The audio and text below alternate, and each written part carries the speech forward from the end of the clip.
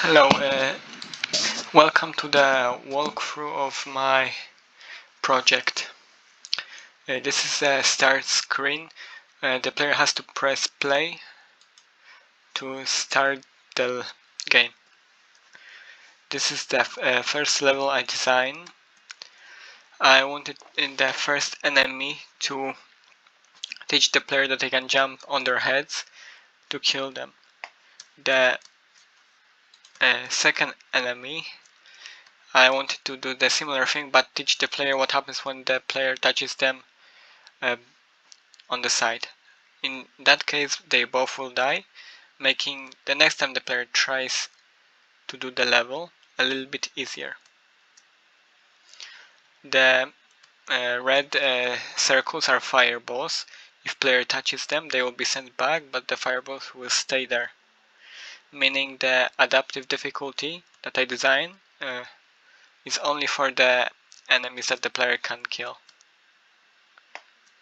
Now, here is a checkpoint that if the player dies now, they will be sent back to it. For example, now the next part of the level has two pathways, which one of them is locked, and if the player replays the level, the other pathway will be locked, meaning the level has replayability and procedural generation. Now, here are three paths. If the player replays the level, the other path will be open. So every time player replays the level, they will have different experience. Now, I'm right next to the green door, which will transport the player to the next level. And here, there are three doorways, which will lead to the three levels that the player can play. This is because one of those levels leads to the exit of the game. As demonstrating, I've teleported to the level that would be on the top pathway that was shown in the first level. So once this level is beaten by the player, they will be transported back to the original level but with a different pathway open.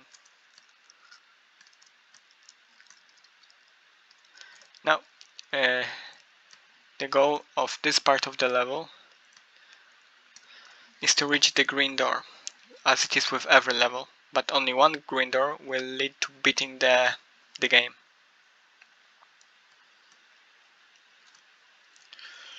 Now I made this part of the level quite difficult and slow, so the player can slowly look at the position of the fireballs and deduce what is the best way to avoid them.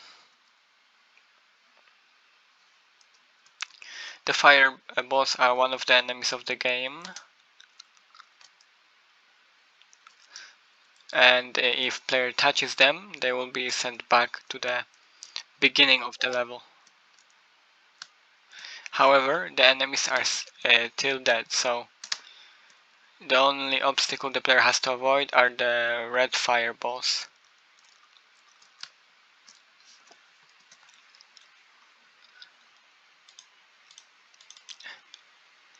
Now I will showcase level 3.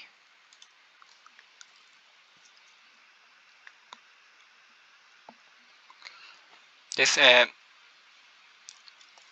level is one of the most important levels, because when player plays this level, there are two pathways which are procedural generated, which one's open. The bottom one will lead the player to the victory screen, and the top one will lead the player to the end of the back to the first level. Now, this is what happens when the player reaches the end screen, and they have the option to go back and play the game again. Now, The three pathways, as I said, they lead to different levels, but the middle pathway will lead to the level 3, which is the final level of the game. Now, if the pathway is blocked to the end of the game, the other pathway which will lead to this level will be open. And this time, as everyone can see, the middle pathway here is open. So yeah, so every time player plays this game, it's procedurally generated, and it can be completed in 5 minutes or in 10 to 20 minutes. So it also depends on the player's skill. So thank you for being part of the walkthrough.